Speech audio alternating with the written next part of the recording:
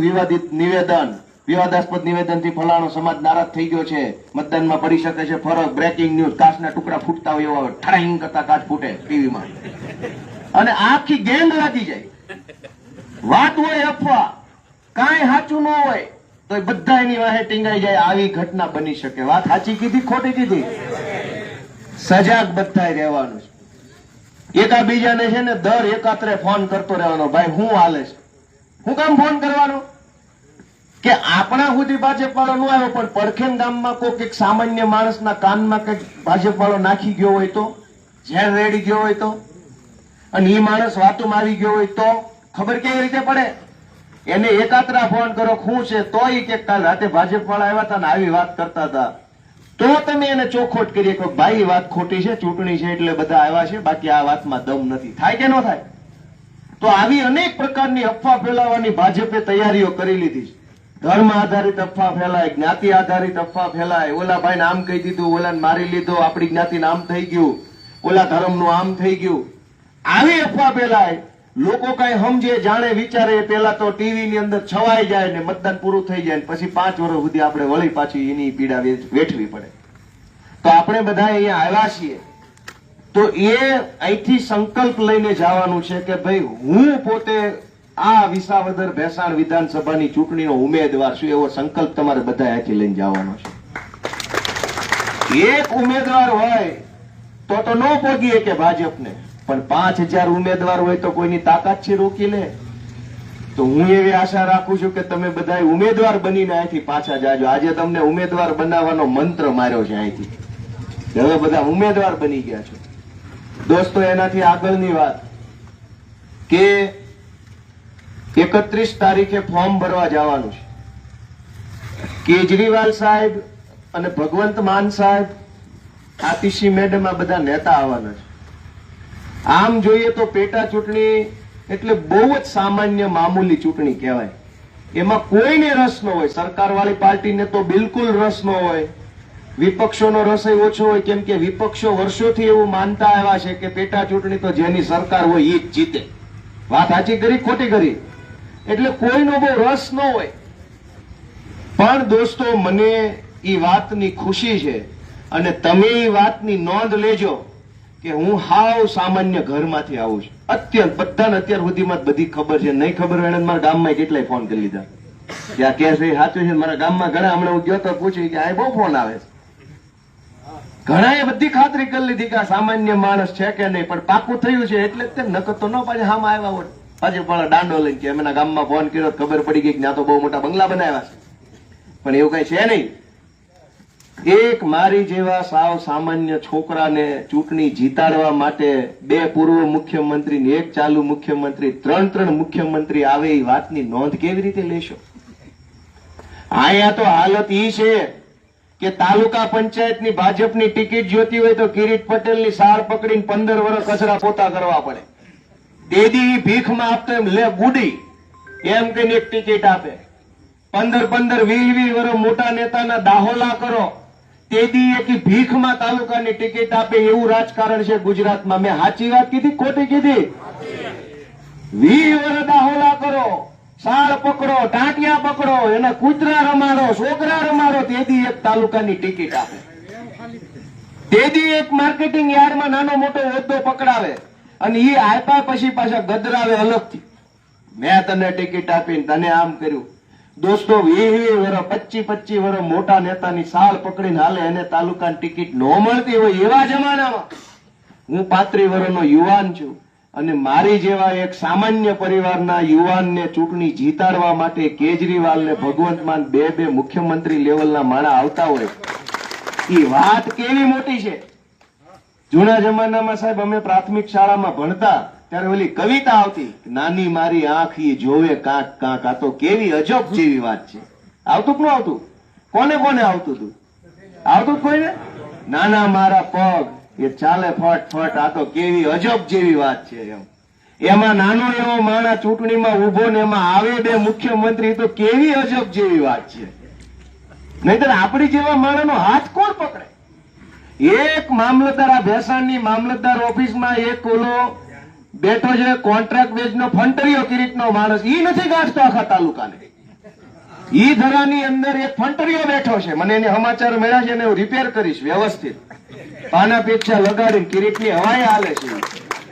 પણ ભેસાણની મામલતદાર ઓફિસમાં કિરીટ પટેલનો એક ફંટરીઓ બેઠો છે. ઈ આખા ભેસાણ તાલુકાના ખેડૂતોને ગદરાવે, ધમકાવે, કાલ આવજો, નહીં કરી દો, થાળી કરી લેજો. એવા જમાનાની અંદર મારી જેવા સામાન્ય માણસને બે ત્રણ મુખ્યમંત્રી મને આમાં મોર કરે કે જા બટા આગળ જા, જીતાડો આને. હું ચોથી વાર બોલું છું કે વાતની નોંધ તમે કેવી રીતે લેશો, કેવી રીતે લેશો એ વાતની નોંધ? સારું કહેવાય કે ખરાબ? નગર કોણ હાથ પકડે? રૂપિયા દે ઈ વાલા લાગે, ગામ આખાને ધૂતીને પાર્ટીમાં રૂપિયા દે ને એને હવ તે ભાણો કરે. આ કિરીટ પટેલની અડખે પડખે ફરવા વાળા છે કઈ હારા માણા નથી, ધંધો હાલે છે બધાનો એકબીજા ઉપર. પણ હું તો કઈ દેતો નથી હમુનો, મારી વાહે ક્યારેક 5-25 કેજરીવાલ વાપરી નાખતા છે. આ કાર્યાલય ખુલ્યા કોક તો દે ને, ઈ દે, હું કોણ દે? પૈસા ઈ દે, હોદ્દો ઈ દે, ઓળખ ઈ દે, અને ચૂંટણીમાં ઉભા રહી તો પછી આશીર્વાદ ઈ માણસ દે. આનથી હારી વાત રાજનીતિમાં હોય કેવી દોસ્તો, ઈ તમે વિચારો. અને એટલે હું એવી આશા રાખું છું કે 31 તારીખે ફોર્મ ભરવા જવાનું છે. આમ તો રાજકારણની રેલીમાં કઈ નવાઈ જેવું છે નહીં, બધાય આપણે બધાય 10, 15, 50 વખત ગયા છું, આ પાર્ટી, ઓલી પાર્ટી, બીજી પાર્ટી. હું તમને કોઈને આમ આદમી પાર્ટીની રેલીમાં આવવાનું આમંત્રણ નથી આપતો, મારું ફોર્મ ભરવા જવાની રેલીમાં આવવાનું આમંત્રણ નથી આપતો, કોઈ રાજકીય સભામાં આવવાનું આમંત્રણ નથી આપતો. હું તમને ઇતિહાસ લખાઈ રહ્યો છે ને ઇતિહાસ લખવા માટે આવો ને એવું આમંત્રણ આપી રહ્યો છું દોસ્તો. કે રાજકારણની રેલીઓ થશે, 500 વખત સભાઓ થશે ભવિષ્યમાં, પણ 31મી આ જે મે છે, 31 મે ફોર્મ ભરવાનું તારીખ છે, તેથી ફોર્મ નથી ભરાતું. ગુજરાતની રાજનીતિનો આવનારા 50 વર્ષનો ઇતિહાસ લખવાનો દિવસ છે દોસ્તો. આ 40 વર્ષથી ભાજપના કેટલાક નેતાઓ ખૂંટિયાની જેમ ગુજરાતને ખાઈ રહ્યા છે, ખેડૂતોને લૂંટી રહ્યા છે, રત્ન કલાકારોને લૂંટી રહ્યા છે. ગઈકાલે પરમ દિવસે પેકેજ જાહેર કર્યું રત્ન કલાકારોને, 8 પાસ મંત્રી પેકેજ જાહેર કર્યું રત્ન કલાકારો માટે. શું જાહેર કર્યું કોઈને ખબર છે? હે? કુલ 3 મહિનાથી કામ ન મળ્યું હોય એને, એમાં જે નોંધાણેલો હોય ને એને. કયા કારખાનામાં કારીગરની નોંધણી રાખવામાં આવે છે? આ તો આ ભગવાન ભરોસે બધું જીવન હાલે છે, એમાં નોંધણી કયા વિષયની રાખવાની? પણ જે ભાજપની સરકારે ખેડૂતોને, રત્ન કલાકારોને, વેપારીઓને, કર્મચારીઓને, માલધારીઓને, મજૂર વર્ગને બધાને લૂંટ્યા છે, એને હટાવવા માટે ઇતિહાસ લખવાનો દિવસ એટલે 31મી મે વિસાવદરની રેલી, ઇતિહાસ લખવાની રેલી છે દોસ્તો. અને તમે રેલીમાં નહીં આવતા, ઇતિહાસ લખવા આવો. કે એક સામાન્ય માણસ ગોપાલ ઇટાલિયા, એક સામાન્ય નાની એવી મામૂલી પાર્ટી, એ બધાએ ભેગા મળીને કેવડી મોટી ભાજપની રાક્ષસો જેવડી સત્તા ધરાવતી વ્યક્તિ સામે બાથ ભરી છે. એ યુદ્ધ જોવા નહીં આવે બધા ઇતિહાસમાં? કે એક નાનો માણસ ને એક મહાકાય રાક્ષસ જેવી પાર્ટી, એ બેની ફાઇટ થતી જોવા નહીં આવે લોકો ઇતિહાસને? કે કેવી ફાઇટ છે, કેવું યુદ્ધ છે, કેવી રીતે હાલે છે. આ ભાજપ પાર્ટી, જે માણસ ભાજપની વિરુદ્ધમાં ફેસબુકમાં પોસ્ટ લખે એને પોલીસ ઘરેથી આવીને પકડીને લઈને વહી જાય. સિંઘમો આવે ભેસાણમાંથી, ઘરે આવીને લઈ જાય. પણ કોઈ ગુનો થયો હોય તો પોલીસ એફઆઈઆર ન લખે. એટલી મોટી સત્તા, એટલી મોટી દાદાગીરી, છેક પાટીલ થી લઈને કિરીટ પટેલ સુધીના ગોતીને મૂકેલા માણસો, અને એની સામે લડવાનું એ મામૂલી વાત છે? તમે મને કયો બધા, મામૂલી વાત છે? બોલ્યું નહીં કઈ, વાત મામૂલી જ હશે તો કયો છે? મામૂલી વાત છે? ગમે એને એક એફઆઈઆર માં બઠો પાડી દેશ ભાજપ વાળા. એક એફઆઈઆર કરે તરત કે ભાજપમાં આવવું છે, જેલમાં જવું છે, બે જ ઓપ્શન. અને મોટા ભાગના લોકોને ભાજપમાં લઈ લીધા આવી રીતે. જે એમ કહેતા હતા કે મારી માનું ધાવણ લાજે, એને ધાવણ લજવીને વહી ગયા ભાજપમાં. હવડી મોટી મહાકાય રાક્ષસો જેવડી શક્તિ ધરાવતી ભાજપની સામે એક નાનકડી એવી આમ આદમી પાર્ટી અને એના 4-5 જુવાનિયા બાંધે છે, એ વાત કઈ નાની વાત છે?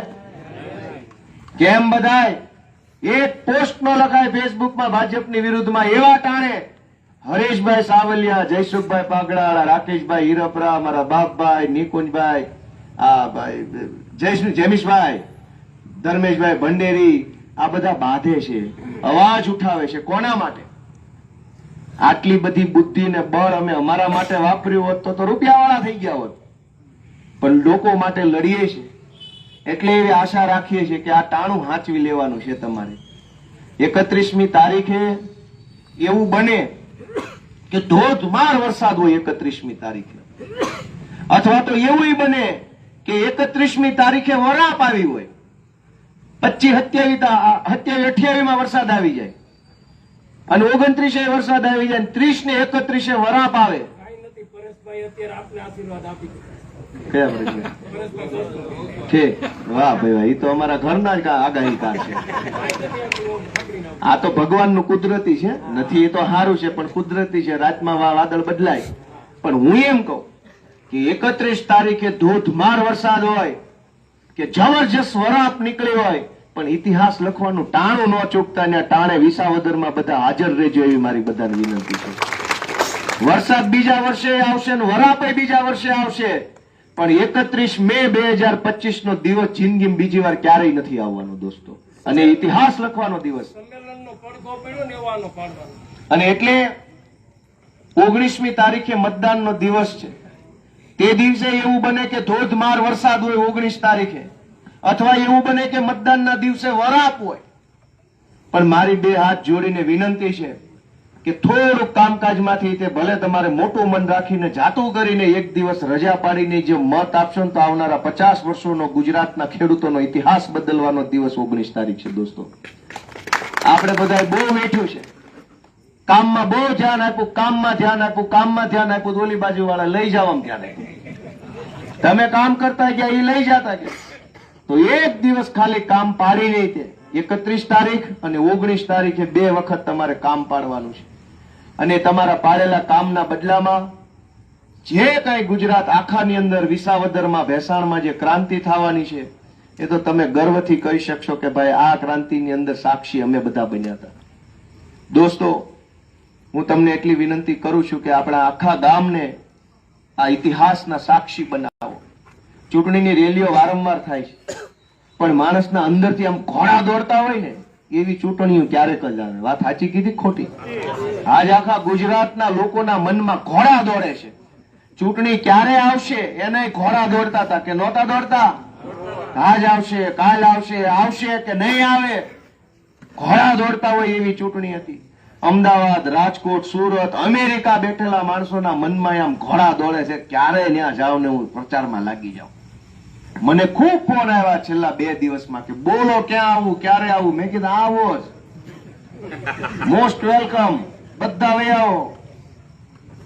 રાજકારણમાં ઘોડા દોડે કે ચૂંટણી ક્યારે આવે, ક્યારે હું આ ભાઈને જીતાડું, ક્યારે આ ભાઈ જીતી જાય, એવી ચૂંટણીઓ ઇતિહાસમાં ક્યારેક ક્યારેક જ આવતી હોય છે દોસ્તો. કેશુબાપા વખતે આવી ચૂંટણી આવી હોય છે કે ક્યારે ચૂંટણી આવે ને ક્યારે કેશુબાપાને મત આપો ને ક્યારે આ માણસ ધારાસભ્ય બને, એવું બધાને થયું હશે. એ હરખ, એ ઉત્સાહ ઇતિહાસમાં ક્યારેક ક્યારેક જ આવે.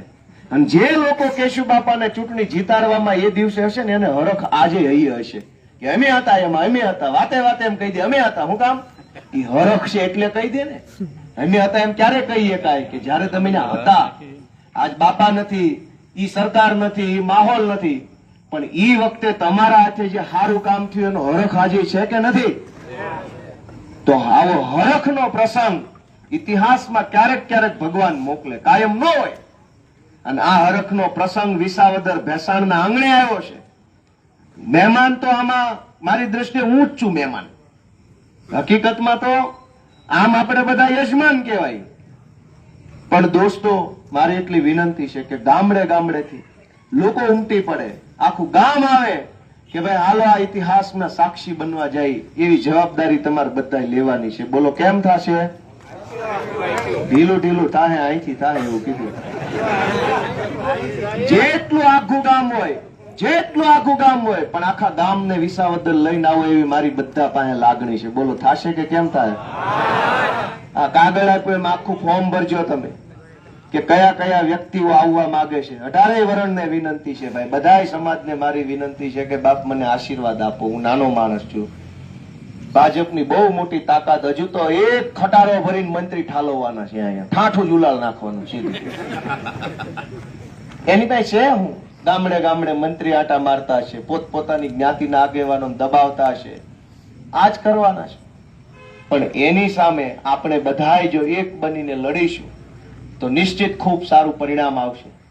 હાહાકાર તો ભાજપમાં અત્યારે મચી ગયો છે. 1.5 મહિના સુધી તો ઉમેદવાર નથી મળ્યો, પણ હજુ ચૂંટણી આવ્યા પછી નથી મળતો. અડધા વરના ફુવાની જેમ રિહાઈ ગયા છે, એનાય મને સમાચાર મળ્યા.